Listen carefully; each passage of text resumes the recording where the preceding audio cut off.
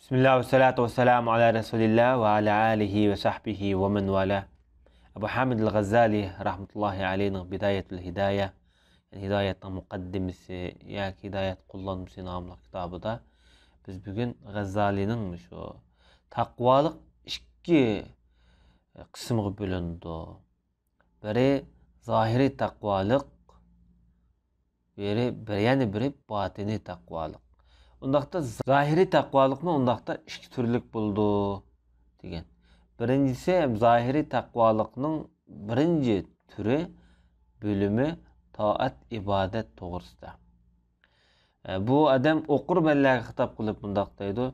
Bölüp koyğan Allah'ның buyruqları farz ve nafile sünnetlerden terkip tapqan. Farz demek mal dünyanın məbləği, dəsmayisi demektir. Bu arqılıq insan nicatlıqqa erişidi. Nəplə degen ne mi deysən, o bir payda dep oylasan boldu. Bu arqılıq dərəcəsi götürüldü. Peygamber aleyhissalatu vesselam şundaq degen. Allah subhanahu ve taala mundaq deydi peygamberimiz. Bendemдің manga en yıqınlaşıvatqan vaqti farz amellerini kılıvatqan vaqtidir. Yani farz amel arqılıq en yaxşı manga yıqınlaşıvatıdı deydi. Xuda deyatı bu gapni. Bendem hemişe muşta yıqınlaş arqılıq nafile ibadetler bilen yıqınlaşıp qışımğı kiliverse men onu yaxşı görmen. Men bendemni yaxşı görgen vaqtimda anlaydigan qulqı bolumen, körüdigan közü bolumen, sözleydigan tili bolumen, tutudigan qolu bolumen, mağıdigan putu bolumen. Bu hamda Allah'nınki bendilerge hitap kılıp davatkan sözü, vədisi. Demek, ondaqda bende Allah bilen her vakit, her lahza Allah bilen birgi bolsa, Allah bu adam bilen her vakit birgi boludu degen boludu.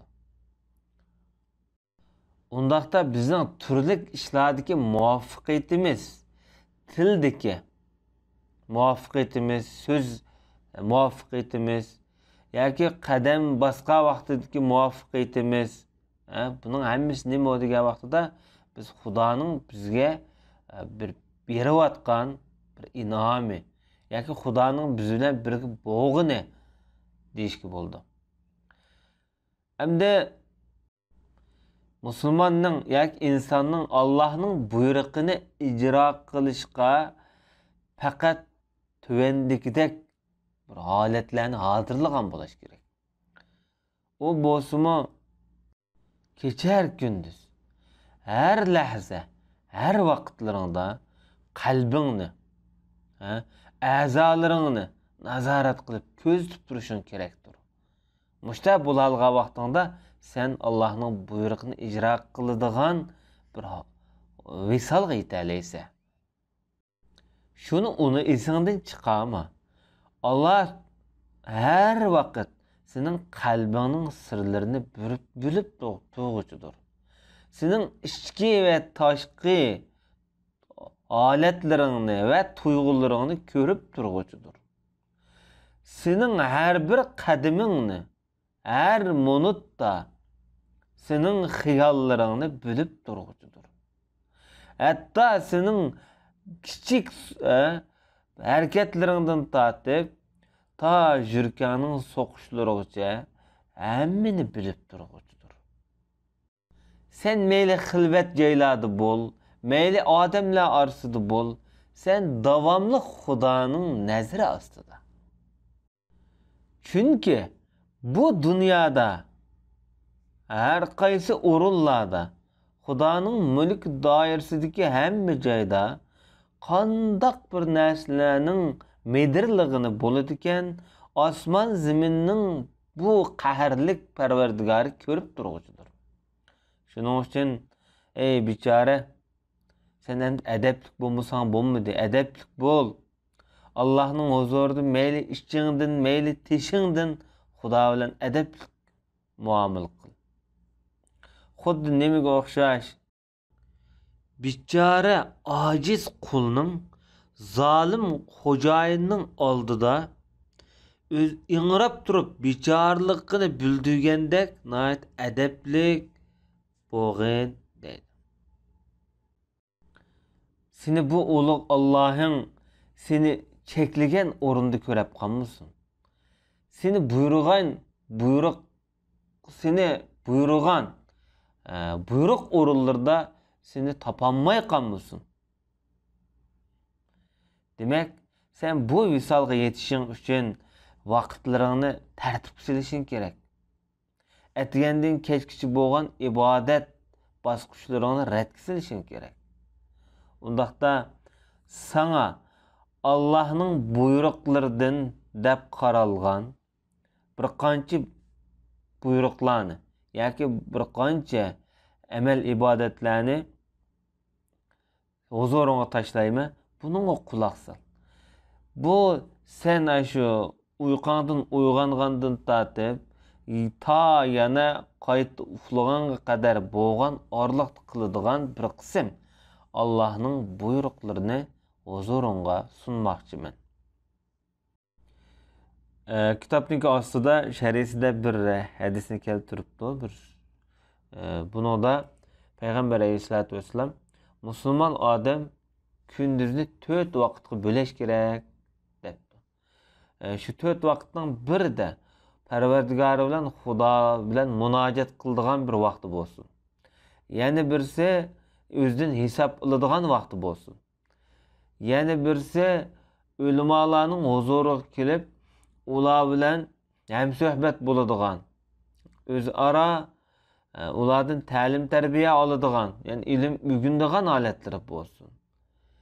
Yana biri turli go'zal noz ne'matlardan, huzur halovatdan o'zing nafsini bir oz cheklab yig'adigan vaqti bo'lsin deb bundaq bir so'z ta'kidlanibdi. Buni Payg'ambar sollallohu alayhi vasallam dedi deb bayon qilibdi.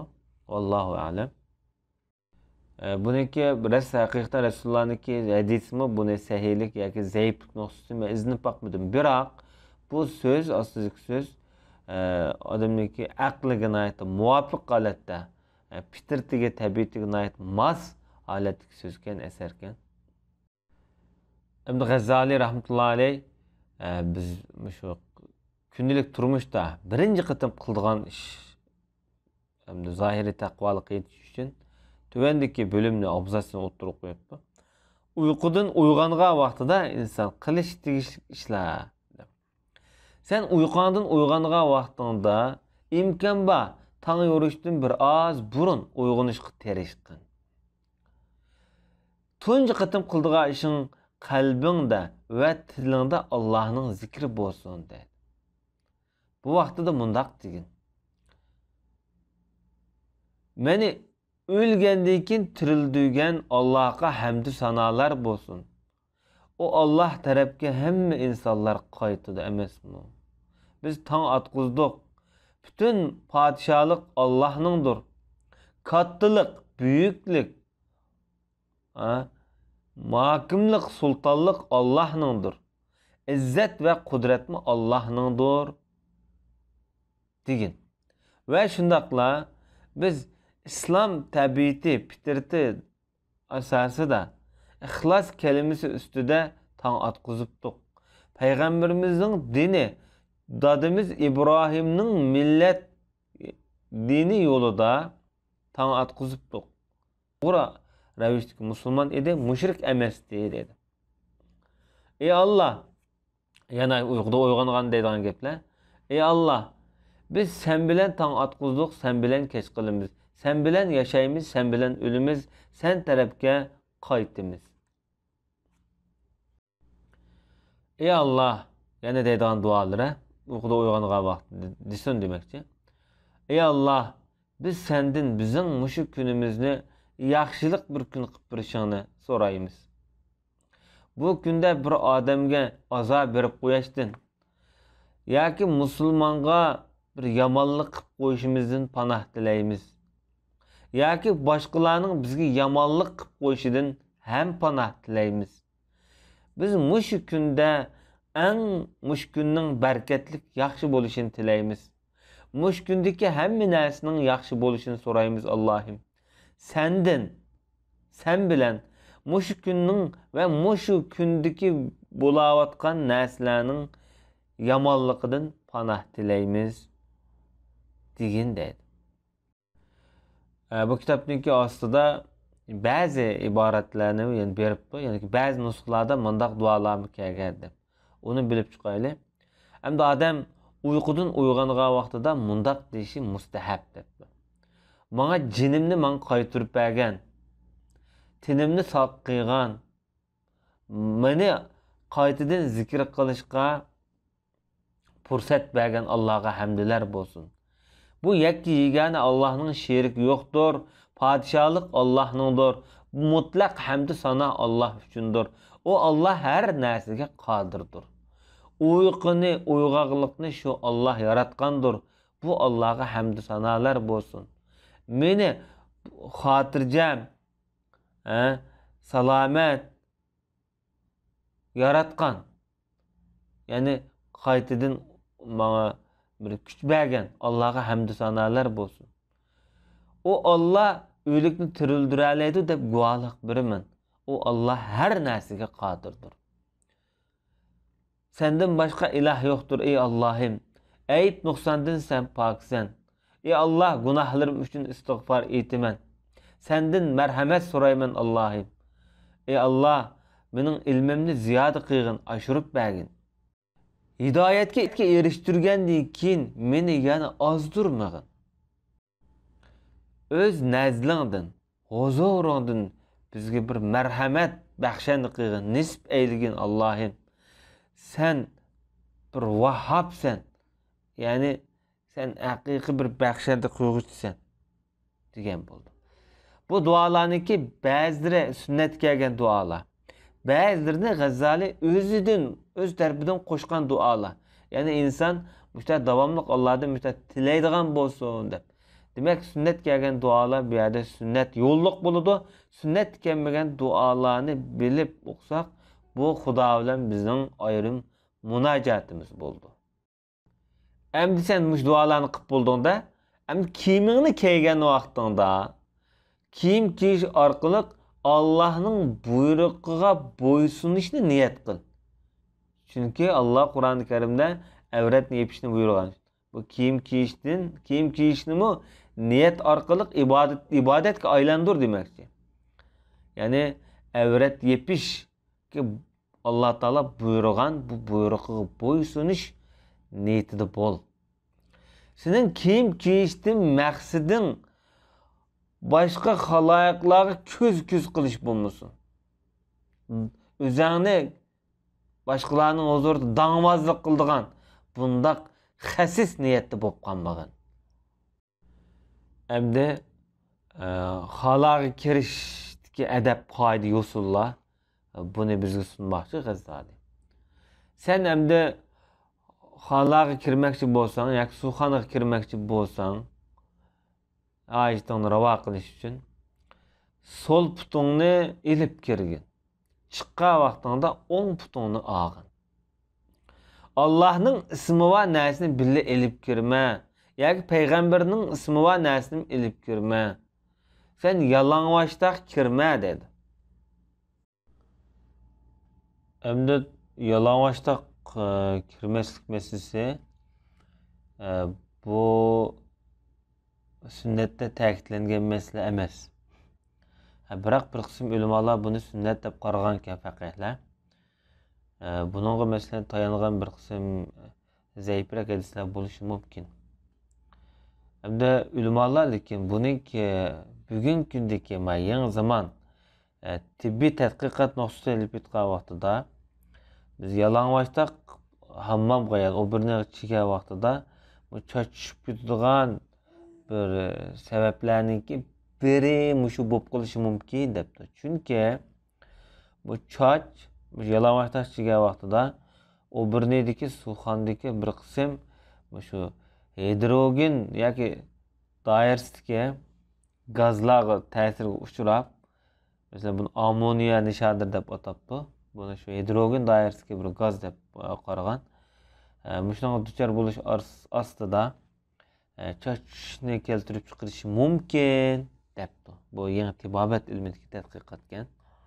Ammo G'azalining nazarida o'z davridagi yalang'ochlik qilishga bo'lmaydi deb qaragan ulamolar unutqoqlik, anda sesiq puroqlar, shu chochqa yepishib oladigan avollar bo'ladi. Unutqoqlik, jin chaplashib oladigan mushta avollarmi mushundan kelib chiqadi deb qaragan. Chunki hamdalika yo'shirin ko'zi ko'rinmaydigan mikroblar var bir nechigandikin. Bu chochqa olishida yoki yepishida mushundan maynachilikdan jin chaplishi mumkin deb qaragan.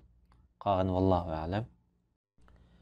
Endi sen suxonaga kirgan vaqtingda Allohning ismi bilan boshlaymi? Allah bilan nejis, pes şeytanning yomonligidan va shu shaytondan panoh tilaymi? Allah'ın huzuridan qo'g'langan bu noahlidan panoh tilaymi degan dedi. Endi xaladin o'birnedin chiqqan vaqtingda g'ufronak sening mag'firating tilaymi? Gunohimni kechirgin ey Allohim. Mendin mush ziyonliq narsalarni ketkizib etgan, bana foydali ozuqliq bo'lgan narsalarni badanimda qoldirib qo'ygan Allah'a hamd sanolar bo'lsin degan dedi. Bu adam yani bir qism adab qoidalarni debdi. Yani sen hojatga kirishdan burun chamni tayyorlab qo'y dedi. U davrlarda cham bilan tozalaydi-da. Hadislarda shunday kelgan. Lekin bu bugungi kunda tozaliq buyumlari mesela qog'oz deganda o'xshash. Endi sen hojatni ravo qilayotgan o'rinda holada suvla istinja qilma. Suydikni 3 qitim nayati siqib, injiqlab haydegan dedi. Qo'lang bilan siqib chiqa dedi. Suydikning oxirgi pallisini demakchi. Agar sen dalida adam yo'q yerda bo'lib qolgan vaqtingda xalqlarning ko'zdan yiroq bo'l. İmkan bo'lsa bir narsa yo'ginib ol yoki dalda bo'lib ol. Hojatga o'ltirishdan burun avratingni ichib olma dedi. Quyoshga, oyga oldinim qilma, keyninim qilma.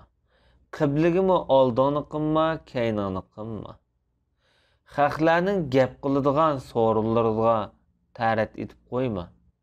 Yoki ularning soydaydigan daraxt soylarga, soydab o'tirgan yerlarga ta'rat qilib qo'yma. Oqmaydigan suvga siyib qo'yma. Mevlik daraxt ostig'imi ta'rat qilma. Kamog'i ta'rat qilma dedi. Endi kamog' ta'rat qilsa u yerda hasharotli bo'lishi mumkin yoki yugurib chiqib insonga ziyon berib qo'yishi mumkin yoki o'sini buzitishi mumkin degandek. Ham shundaqla qattiq yagimi ta'rat qilmag'in. Va shamolliq o'ring'imi ta'rat qilma dedi. Nemishqa sababi sana suv chachirab, ya'ni suydik chachirab ketishi mumkin. Ta'ratga o'tlagan vaqtingda sol putunga yo'linib o'ltag'in. O'rtirib suyma. İmkan bo'lmagan zarur paytlar buning sirtida. Sen istinja qilgan vaqtingda tashnimi ishlatgin, suvni ishlatgin. Yani avval tashni ishlat, ondan suv bilan yuv deydi. Agar navoda suv bilan tashni tanlash to'g'ri kelib qolsa, suv yaxshiroq bo'ladi. Agar sen taştılam istinja qilsan bo'ldi, taştılam chamberlam tozalasan bo'ldi desang, undaqda sen pokiz, quruq, ishtal chamni ishlatgin. Nijosat o'rinlarini tozalab, shu nijosat boshqa yerga tarab ketmaydigan shaklda tozalag'in deydi. Shundaqla jinsiy a'zoyingni chammining quruq uch yeriga bir chammining 3 qitim tekkizib yo'llikni yo'qotqin demakchi. Eğer 3 çamı bilen tazlanmagan vaqtida 5, bolmasa 7, bolmasa ta tazlanğıçılık çamı işletsen boladı, lekin tak işletken deydi. Ve ki tak işletiş bu mustahab, sünnet. Ama bir yani tazlaş vacip. Tazlaş vacip. Sen sol kulağın bilen istinca qıygın dedi. Aval istinca qıygan vaqtında ama şu su bilen aval oldu tarafni başlap eğer sen çamı bilen istinca qılmoqchi bolsan keyinle başla. Çamını 10 kulağında tut. Çamını taşıyıştın buru onun qarab qoy, qarab bak. Demek o çamı şu taziyalıdek mi emes mi degenimde köztüp baktım yani qarab baktım. Bilgen. Hem çamını hem suyunu işletken yaxşı istinjada. Eğer birini qılaydı sen bayam degenimizdek su yaxşı. Hem istinjani qıp boldun. Bu vaqtada qopup ey Allah kalbimni nifaqdan, percimni yani cinsi azayimni demekçi. Buzuq işladın saqlığın. Andın kolunu yerge, topuğa, yaki bir tamğa, bir bul ütep, sürkü ütep, andın onu juğun deydi. Gazali'ninki şu taharetke alaqdar ve ondan keyin kildigan türlük ibadetler veya ki kılmış hareketler münasebet edep ahlak kaidelerini biz keyinki ders toxtaylı ve sallallahu ala nebiyyina Muhammed ve ala alihi ve sahbihi ecmaîn.